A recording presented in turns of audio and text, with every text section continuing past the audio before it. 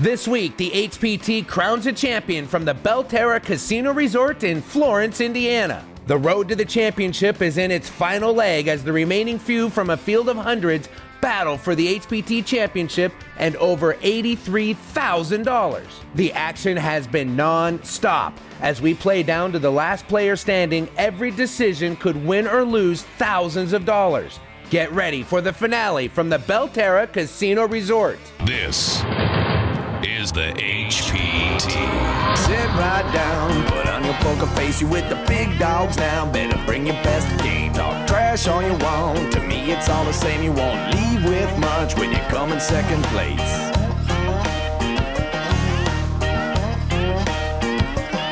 And I'm the one with the stack showing 7 to the jack. Gon' cry to your mama cause I'm sending you back. I'll be the last man standing with the money in my hand. I'll be the last man standing with the money in my hand. Last man standing with the money in my hand. I'll be the last man standing with the money in my hand.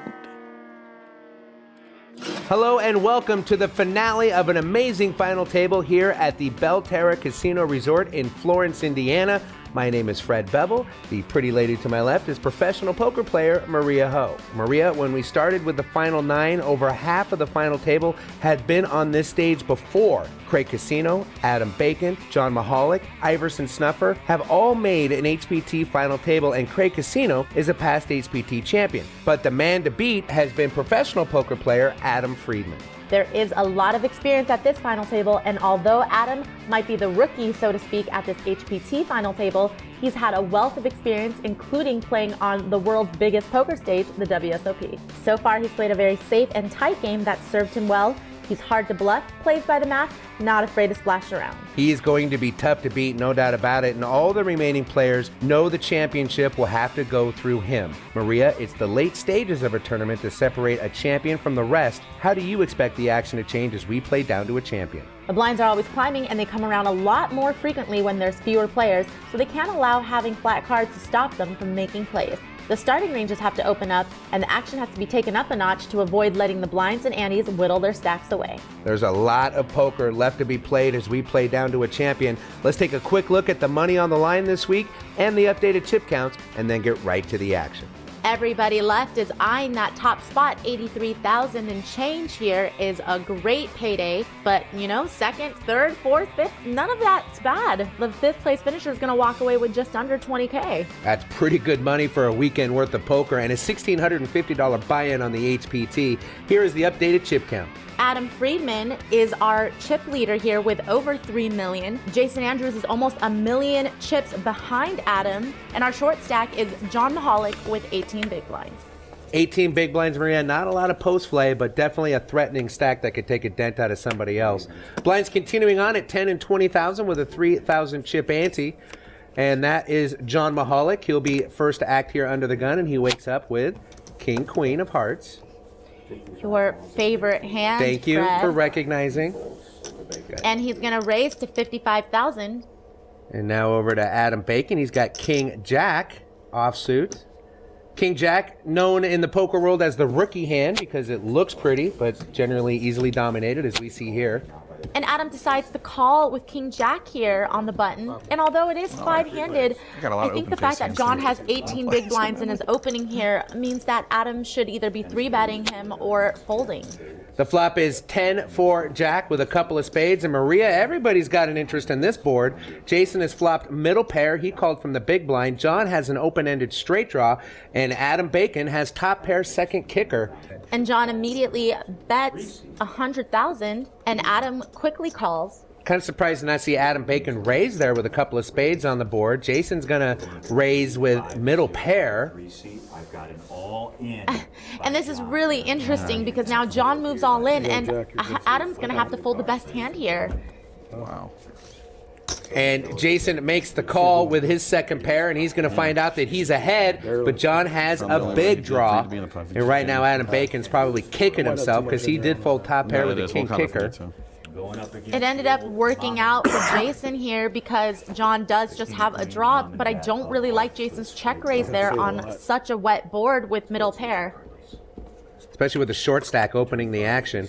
A 6 of diamond falls on the turn. No help to John, but still a lot of outs. He needs a king, a queen, a 9, or an ace to stay alive at this final table. Otherwise, he will be our 5th place finisher. Let's see that river card, please. And the river is the 9 of clubs, and he does hit his open-ended straight draw on the river, and he's going to double up here. John finally getting what the doctor ordered, a big hand and a double up. This is going to send him to just under 800,000 in chips, which means he is back in contention. More poker from the Belterra Casino Resort in Florence, Indiana, right here on the HPT when we come back. Thanks for joining us again on the HPT from the Belterra Casino Resort Hotel here in Florence, Indiana. She is the beautiful Maria Ho. I am Fred Bevel. Let's check the updated chip count and get right to the action. Adam Friedman continuing to chip up his chip lead, and Jason Andrews, even after doubling up John Mahalik, is in comfortable position in the second spot. And unfortunately, I hate to say this, but Bacon's on the bottom here with 15 big blinds. Never count out Bacon. Even though 15 big blinds is really short, the best breakfast meat on the planet will double up. Action in this hand will start with Steve Russell. And it's an ace-deuce suited. And I think this is a good enough hand to open here, 5-handed. And he is going to do what you just said. He's going to make it 61,000 to go. 4-8 offsuit for Bacon. He's going to fold over to Friedman. He quickly folds, and now we're back to Jason. Jason calls with King 9 of clubs from the small blind. And John is going to have to fold to ace-6. So here we go. A couple of the bigger stacks here about to lock horns in this hand. Heads up. Both have clubs. The flop is deuce 5-10, 2 spades. Jason didn't connect with that flop. Steve has paired with bottom pair here. Steve is the original raiser, so the door is open for him. He is going to make the continuation bet to 60,000. And Jason doesn't seem like one to give up easily, and I think he looks like he wants to maybe try to take this pot off of Steve's hands. He is going to do it with a raise, makes it 140,000. And this isn't an easy call for Steve. 80,000 to see a turn. You're sitting with bottom pair.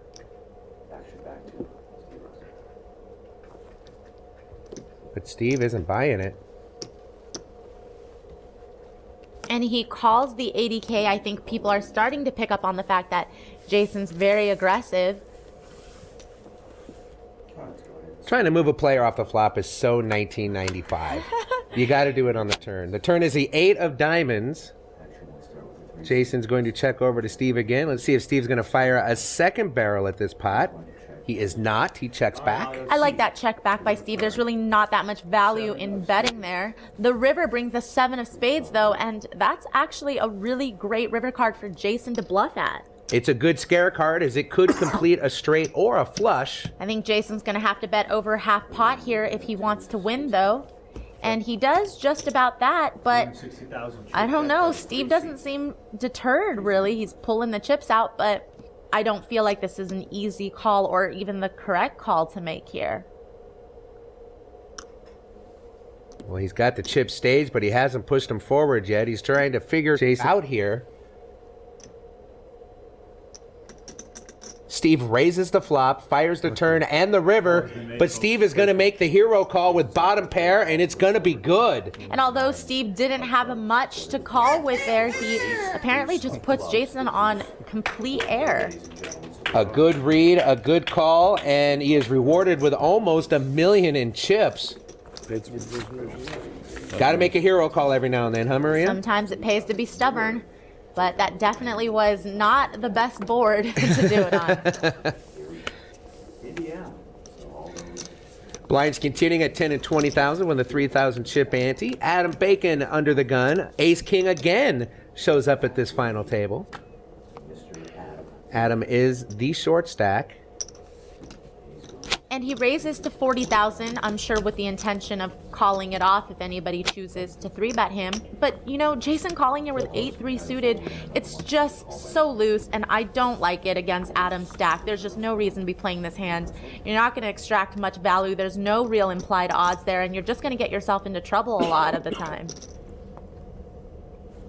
More taking notes from Maria's commentary. Steve is going to call with King Queen. I think that call's definitely a lot more warranted here. Definitely priced in to see a flop, which is 10-9-5 with 2 clubs. And Adam has the ace of clubs in his hand, but that isn't a great board for ace king, so he does check it over to Jason, who flopped a flush draw and is going to bet 75,000. I know. Does it open up in the back? Jason is going to semi-bluff with his draw here, and that's going to get rid of Steve. And look at this, Adam comes over the top. He is all in. And I think Adam realized that he can't really fold ace-king even if he's behind the top pair on this flop. He still has 2 overcards and the ace of clubs. And like I said, sometimes it gets you into trouble flatting with 8-3 here because although he has a flush draw, he still needs to hit. You can see Adam has the best hand here, but statistically, Jason is favored to win. He has 2 live cards, and he also has the club draw. Turn card, please. Turn card. And the turn card is the king of diamonds, and that helps Adam tremendously. Now Jason doesn't have an 8 or a 3 for pair outs. He's looking for the club and only the club to eliminate Adam Bacon. Adam hoping to double up here again. Bacon. Bacon. I've done a bacon chant once or twice before. Why wouldn't you? The river is the 3 of diamonds, and Bacon is going to double up. You know, Jason just unnecessarily cost himself a good amount of chips there with the 8-3, and, you know, I think that was just a little bit too loose, even with a big stack. Well, you said it as the hand was starting. No sense getting yourself in trouble with hands like that against the short stack at the table. And I can't imagine anybody's too happy seeing Adam Bacon double up there. Except Adam. He's going to fold 10-jack here. And look at this, ace-king again. This time in the hands of Adam Friedman, who has decided to up his image with a very stylish hat.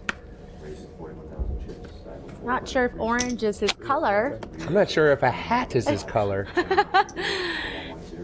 And John is going to re-raise to 110,000. John just not picking a great time to get aggressive here. Friedman's going to put it all in. I'm just reading Adam's hat. Hillbilly poker is what it says.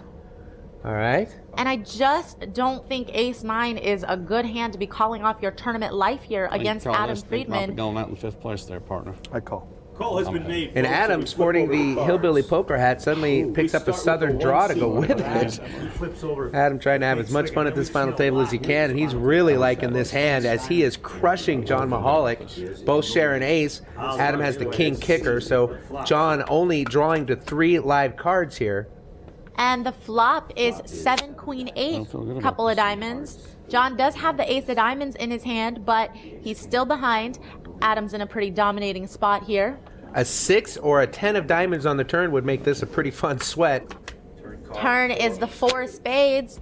Not going to help John at all. He's probably regretting calling it off here. It's a bit of a misstep for him. He's going to need to get real lucky hitting that 9 on the river, or else he'll be our 5th place finisher.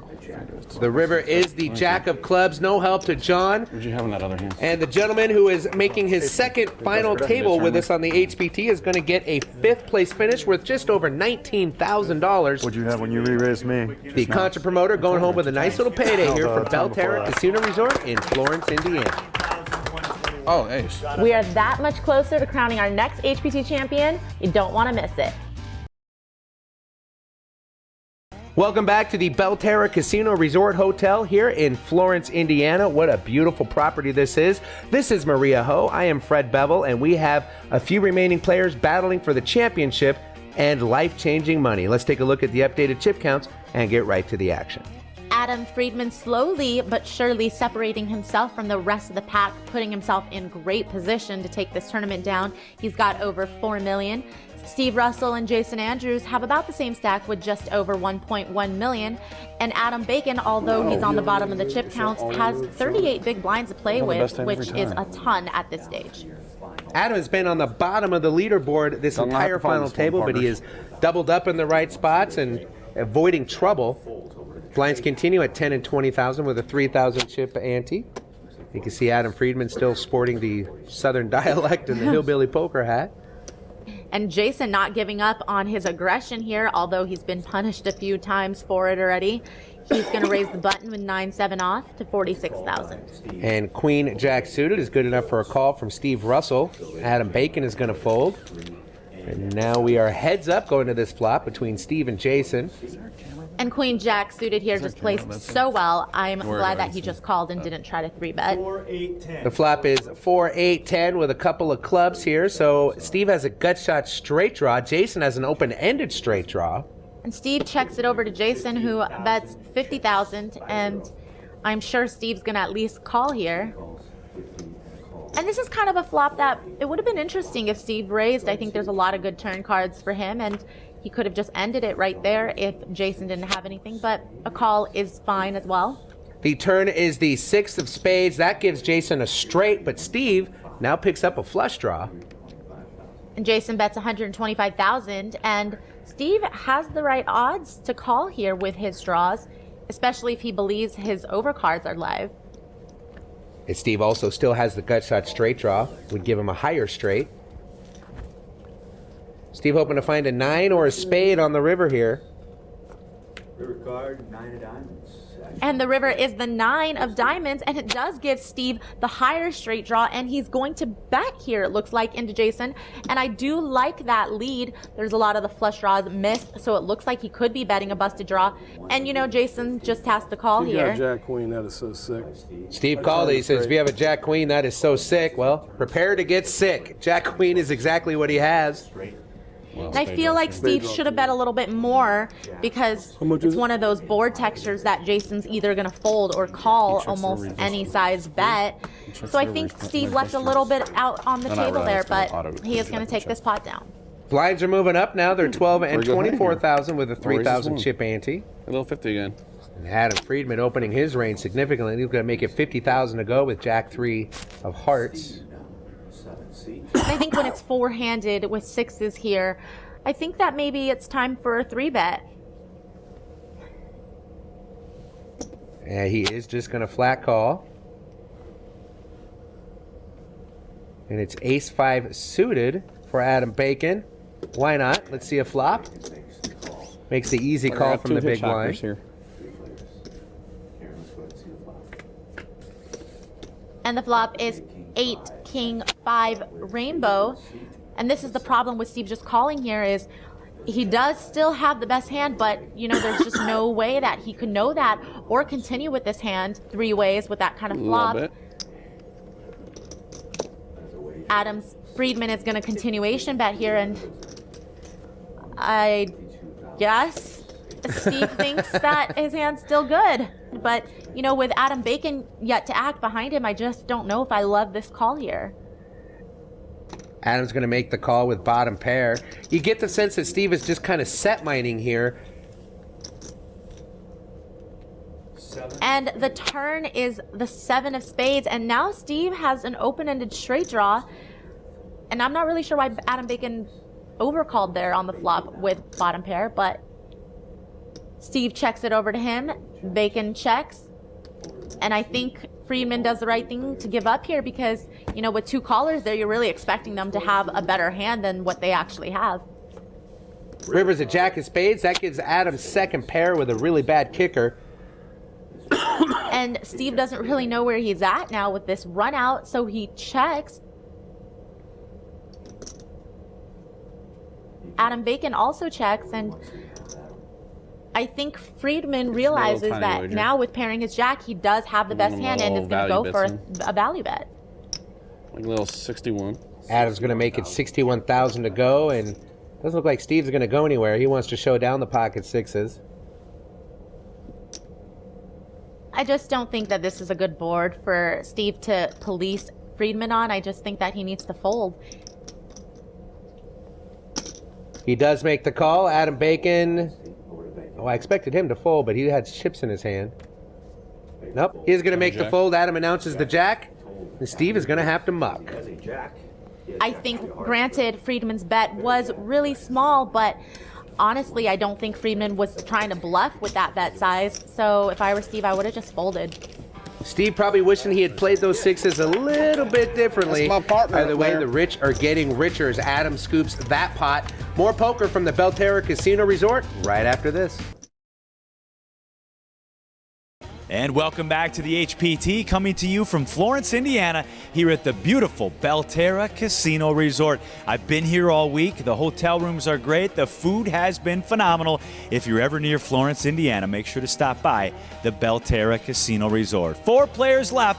Let's hit inside and pick up the action. Adam Friedman's still very comfortable in the top spot. Steve Russell and Jason Andrews still have a lot to play with in second and third. Adam Bacon is our short stack with 25 big blinds. 25 big blinds, that perfect 3-bet shoving stack. In 2 my best schools in the opinion. world, The Ohio State University. I and Indiana. completely agree. You But have we're in plenty orange. of fold I equity, reckon and people are going to still have to have a Rocky Top. pretty strong hand against you to call. Rocky Top, Tennessee. It's good you know the jam. You know, when the final table started, No Adam chance was for a a lot of those quiet schools. little mouse in the 1 seat, playing Pretty very big college football calculated, guy. playing very tight. Like college Now he's the chip leader four-handed. He's wearing a hillbilly poker hat, daunting a southern Some games accent, and better. chatting it up. Much better. Is it? I've never been one. Adam's a really nice guy. I've had the chance to hang out with him a little bit at the HPT events he's been to. He's definitely been around for a while, and his experience is showing here at this final table. Adam Bacon going to raise it to 55,000 with, some would call the best hand in poker, 7 deuce. And he gets called from Jason.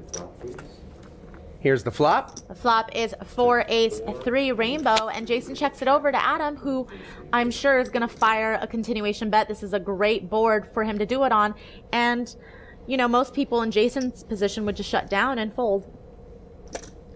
Adam's going to bet 56,000. Jason, I've never seen him fold a flop. If you're going to make Jason fold, it's got to be on the turn of the river.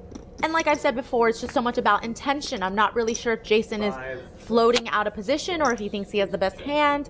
But with the 5 on the turn, Adam pretty much has locked up this hand with a wheel. Jason checks it over to him. Yeah, the only thing Jason could do is chop if a deuce comes on the river. Adam fired 87,000. And now Jason's going to re-raise it to 200,000.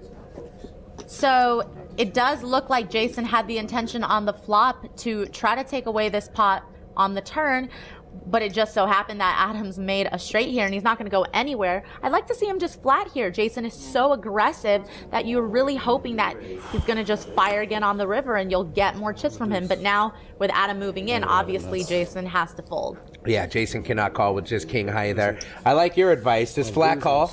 No reason to be afraid of anything. And then try to get more money on the river. Yeah, I think that just knowing how aggressive Jason is, he's more than likely to try to fire again on the river. So 7 deuce comes home for Adam Bacon.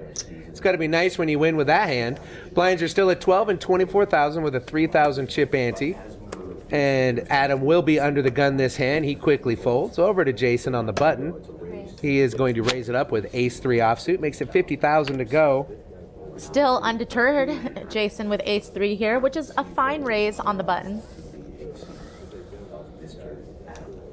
Adam Bacon, ace 9 this time. You know, Maria, you pointed out Jason's had his hand caught in the cookie jar a few times in this final table match, but hasn't slowed down, hasn't changed his game. You gotta give it to him. He's got a lot of heart. And the flop is deuce 10 king, all clubs here. Adam has the ace of clubs in his hand. Jason has the 3, and Adam checks it over, and Jason has decided that this is the flop where he is going to finally check back and not continuation bet. The turn is the jack of hearts. No help to either player here. Both on the club draw. Although Jason with just a 3 of clubs, I can't imagine he's playing for the club draw. And Adam bets 56,000, and Jason quickly calls because I think although he may not know where he stands with his club draw, he also does have a straight draw. 3 spades. The river is the 3, and wow, that's pretty dirty river because Jason now has the best hand with just a pair of 3s.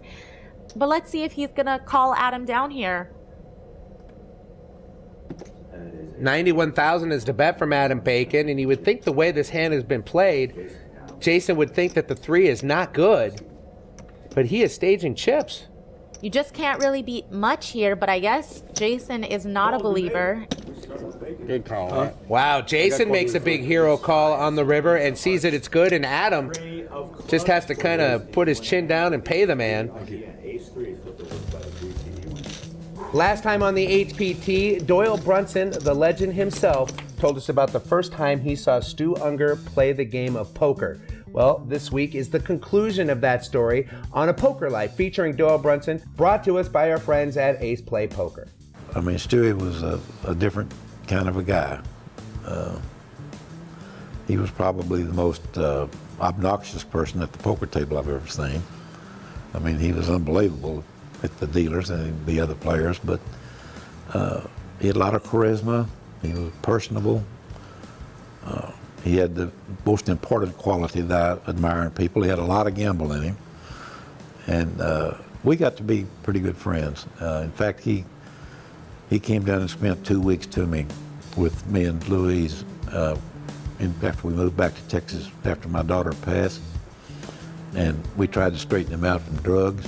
I don't know if Louise told you about it, but she really took him under her wing, which is something.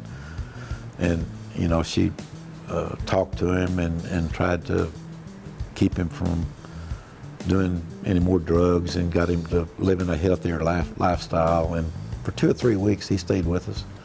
And finally, he left, and he had his own demons. And boy, they must have been something, because he just completely destroyed himself. And again, that's one of the reasons I hate drugs. That's about 7 or 8 friends I lost from drugs, and it's just, I can't imagine why people, you know, ever get involved in them.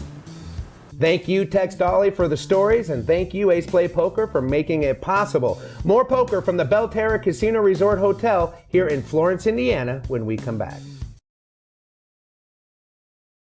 And welcome back to the HPT here from the Belterra Casino Resort here in Florence, Indiana. If you're watching this show and you think you have what it takes to play an HPT event and maybe make a final table, check out our webpage for a complete listing of all of our events. It's very simple. Just head on over to hptpoker.com. Let's get back to the action, and we'll send it over to Freddie and Maria.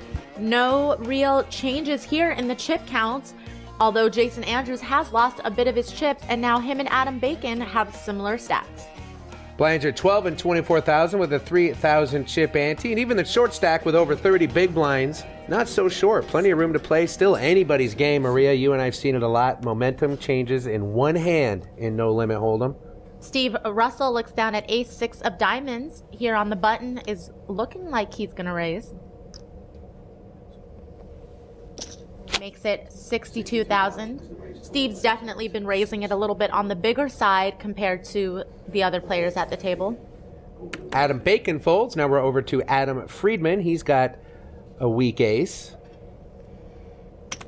And I think depending on what Adam's trying to achieve and what kind of range he thinks Steve has, he could either 3-bet or just call. And as you can see, he elects to 3-bet here, probably because he is out of position, and ace-8 isn't necessarily the easiest hand to play post-flop.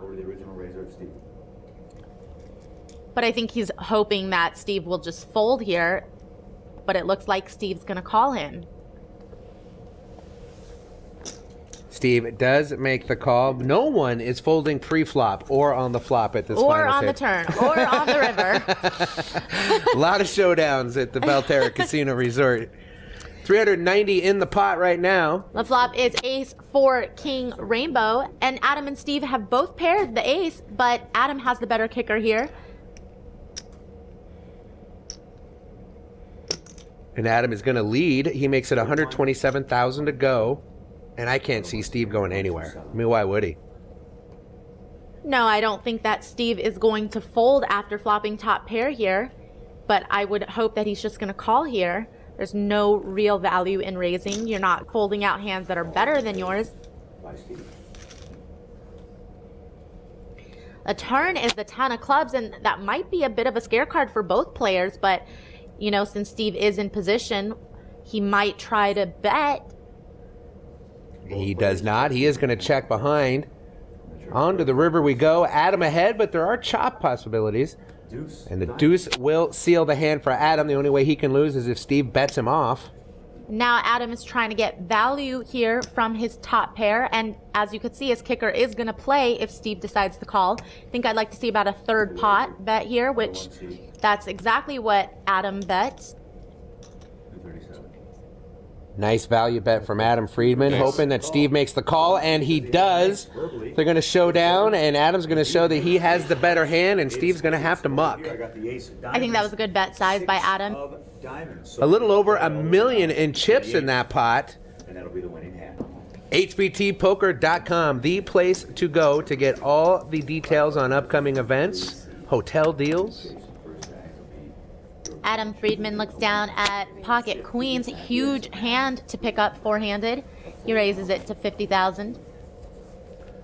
And Steve Russell wakes up with ace-6. He's going to fold. Now we're over to Adam Bacon. Adam Bacon looks down at king deuce of hearts. And you know, I think Adam Friedman has shown that he's definitely widened up his raising range. So Adam Bacon decides he wants to defend here. And here comes the flop. It is 9-7-4 with 2 hearts. So Bacon picks up the flush draw. Friedman's queen still ahead. And I think what I like to see here is Adam just check calling, but it looks like he's going to lead out, which I don't mind too much either. That definitely looks like more of a flop that he would hit than what Adam Friedman would hit. But unfortunately, Friedman has an overpair to the board, so he's going to at least call. You know, the whole blue-gray plaid with the orange hat, it's not working for me. You know what's not working for me? That both of their names are Adam. It's really starting to confuse me. Bacon has the king deuce of hearts. All right, well, Bacon got raised here by Friedman. And, you know, I don't like overplaying flush draws here, but I'm not really sure with his stack size if there's much for him to do. He wants to see both the turn and the river with his draw. So he might have to just go all in, and he does announce a raise. Makes it 389. I'm all in. And Friedman's just going to go all in, and Maria, Bacon can't fold at this point. No, obviously he was intending to call it off there. Both players table their hand. Friedman shows the pocket queens. Bacon shows the flush draw. He also has the king as an out. And as much as I love Bacon, you know, sometimes you got to root for the best hand to hold up. Bacon's looking for his flush to hit or a king. The turn is a 2 of diamonds. That does give Bacon a pair. So now a deuce, a king, or a heart will save Bacon's tournament life. Otherwise, Friedman will eliminate him and take us to three-handed poker. And the river is the 10 of diamonds, and it's not going to do it for Adam Bacon, and he's going to be eliminated in 4th place, taking home over 24,000. A great run for Adam Bacon, his second final table on the HPT. We're starting to see a little more of him on the tour, and I can always use more Bacon on the road. I'm enjoying a lot of entertaining poker at this final table. Hope you are too. We'll be right back to Belterra right after this. Welcome back to the HPT, coming to you from the Belterra Casino Resort in Florence, Indiana. 3 players remain. Let's get inside and find out who our new champion is going to be. He's going to go home with the title in just over $83K. Freddie and Maria? Starting three-handed play, as you can see, Adam Friedman has an overwhelming chip lead against the other 2 players. Jason Andrews and Steve Russell are both pretty deep, though, with 36 big blinds each. But Adam Friedman, with his experience, is probably looking to close this one out. Blinds remain at 12 and 24,000 with a 3,000 chip ante. You know, the dynamics really favor Adam Friedman here. But if one of the 2 short stacks can knock each other out, then we go heads up with his opponent over $1 million in chips. He was in the small. 100%. To make things pretty Yeah, that was a interesting. big blind. Yeah, I think Friedman's hoping that he just knocks out the other 2 players. I guess I'll call. Well, Friedman's going to raise it to 50,000 with an offsuited ace. Jason's going to call with connecting cards, 8-7, and here is Steve Russell with 9-10. Connecting cards, short-handed, Maria, I like them. What do you think?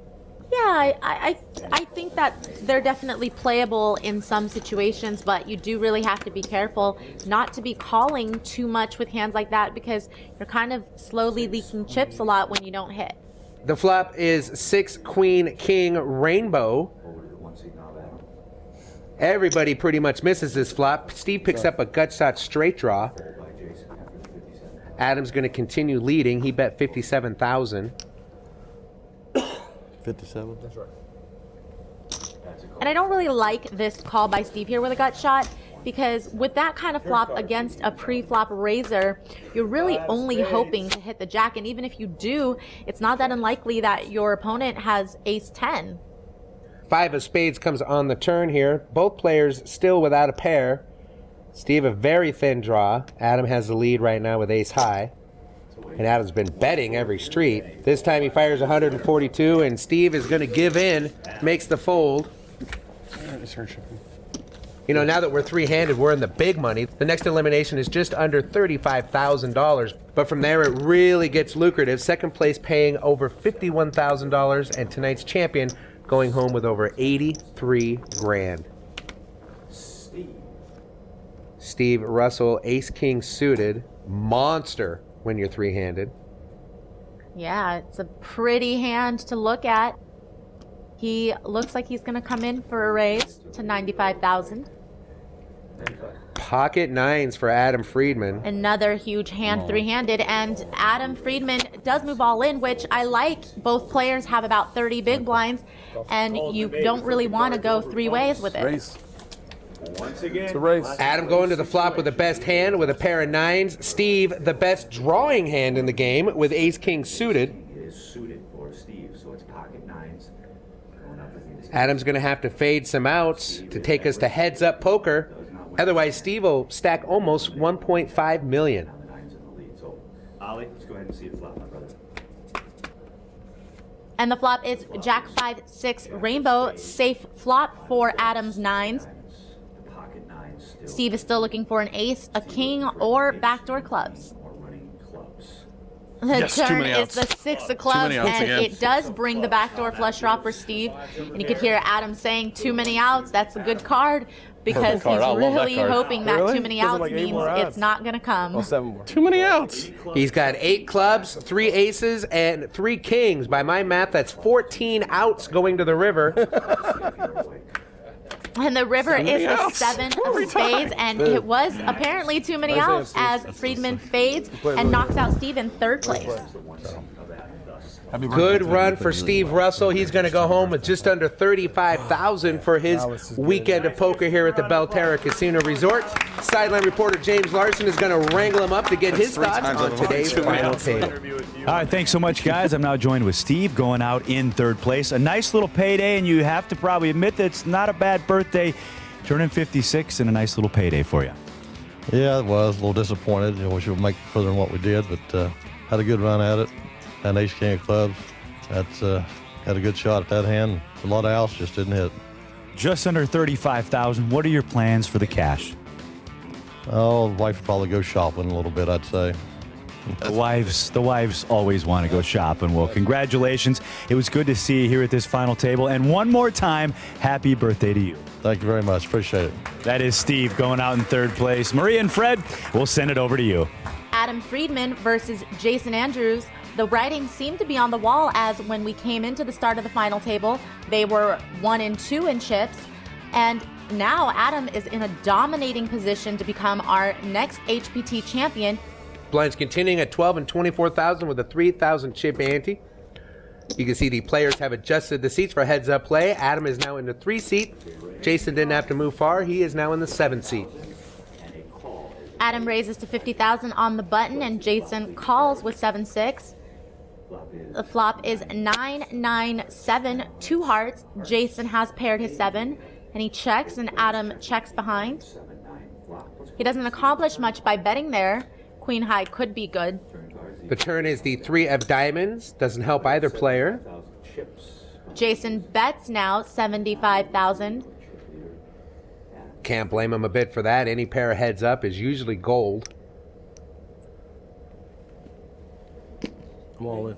And Adam decides to go for a raise on the turn there, and second time Jason I've bluffed immediately today. moves all in. So Jason draws first blood here, heads up, but a lot of poker left to be played when we come back to the Belterra Casino Resort here in Florence, Indiana. Welcome back to the HPT here from the Belterra Casino in Florence, Indiana. We are finally heads up. We've got Adam and we've got Jason. Who's going to be our new champion?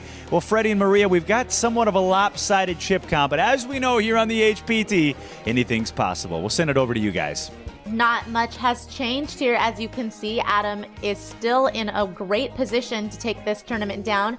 Jason Andrews still does have 47 big blinds, but sometimes in heads-up poker, you just have to get it in with marginal spots. Heads-up poker, you got 200 big blinds versus 50 big blinds. Does that affect the bet sizing at all in relation to the blinds? Because you just want to get it done when you're heads up. Yeah, but I think that you don't ever want to get too overzealous with having the chip lead because, you don't want to unnecessarily double your opponent up, especially when they do have 47 big blinds.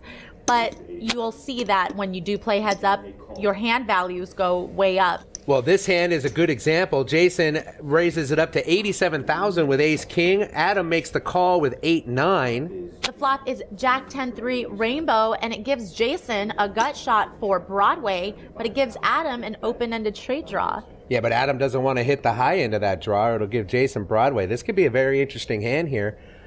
Jason bets out 75,000. Adam calls with the open-ended draw. I like that call by Adam. There's no reason to bloat the pot at this point. Turn is a deuce of clubs. It gets even better for Adam. He still has the open-ended draw. He also now has a flush draw. And the river is the queen of clubs, and it gives Jason the nut straight, but Adam has the flush, and I'm sure there's going to be a lot of fireworks now. Well, Jason starts the fireworks. He bets 175,000. The queen made both of these players' hands. I'm all in. Call. All in. I got the nuts. And Adam moves all in, and Jason quickly calls, thinking that he has the nuts on this board, but doesn't realize that there is a flush possible. And that is going to do it. Adam Friedman is going to be our winner. Could have been the worst card, brother. Jason played a great game, arguably the most aggressive player at this final table and throughout. See the flush. Second place will be his finish for over $51,000. He's standing by with our sideline reporter, James Larson. If I'd have saw the club, Going out in second place is Jason. Jason, you were a little surprised there. You thought you had the nuts. You looked at it wrong. Well, I had the Broadway nuts, but not the flush. I didn't see the third club on the board. Now, you came in as the chip leader. You had a little bit of bad luck early. Well, bad play, bad luck, a little both. But played the best I can. I was happy grinding it out to second place. And as always, here on the HPT, a pretty nice little consolation. You're going home with over $51,000. What does that cash mean to you? It means a lot, especially bought in for $3,000, so it's a lot of money. I'm happy to bring it home. And before we let you go, what do you think of the champion behind your shoulder here? He was definitely the best player here today, so he deserved it. All right, well, congratulations to you going out in second place. That is Jason Andrews. Maria and Fred, we'll send it over to you. Thank you, James Larson, and congratulations again to our second place finisher. Very nice run, sir. The hour belongs to Adam Friedman, though. He is our newest HPT champion, and he had to play a lot of good poker to get there. He's on the floor standing by with James Larson to hear his thoughts on the play. Thanks so much, guys. I'm now joined with our new HPT champion. Give it up for Adam Friedman, ladies and gentlemen. All right, Adam, I want to talk about the whole tournament, but first of all, that last hand, it was very interesting. It was one of the more interesting final hands you'll ever see on the HPT or any other tournament. Jason raised to 90-something thousand on the button. I defended the 9-8 of clubs. Flop went Jack 10-3, I believe, with one club. I checked. He bets 75,000. I called.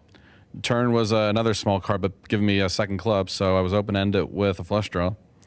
I checked. He checked behind. And the river was my gin card, the queen of clubs.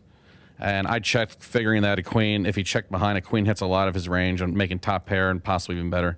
He bets really big, 175,000. And even though I know he's not bluffing, if he somehow managed to backdoor a bigger flush, then there's just nothing you can do about that. So I check raised all in.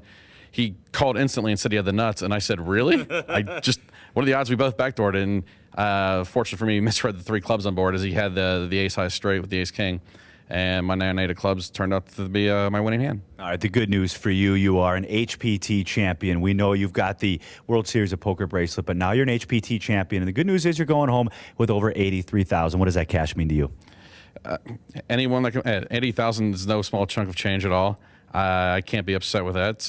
It's a good day. Now I just got to go home and just hopefully just grind out some more. All right, congratulations. Adam is our brand new HPT champion. One more time, give him a round of applause. He took down this event here at the Belterra Casino Resort in Florence, Indiana. Freddie and Marie.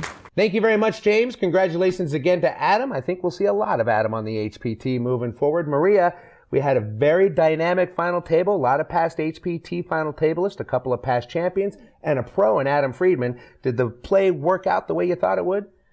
Yeah, I think everybody played a fairly solid game. John Mahalik just kind of had bad timing there with his bluff. And Jason was just a little bit too aggressive, I think. Ultimately, I'm not surprised at all, though, that Adam Friedman is the one who's walking away with this title. He played a great game and used his image very well. Indeed, he did. Now, do you think you can step in Adam's shoes and become an HPT champion? Well, then log on to hptpoker.com and find an event near you. Maria will buy you a shot of tequila. She's good for that. For Maria Ho and James Larson, I'm Fred Bevel. We'll see you next time right here on the HPT.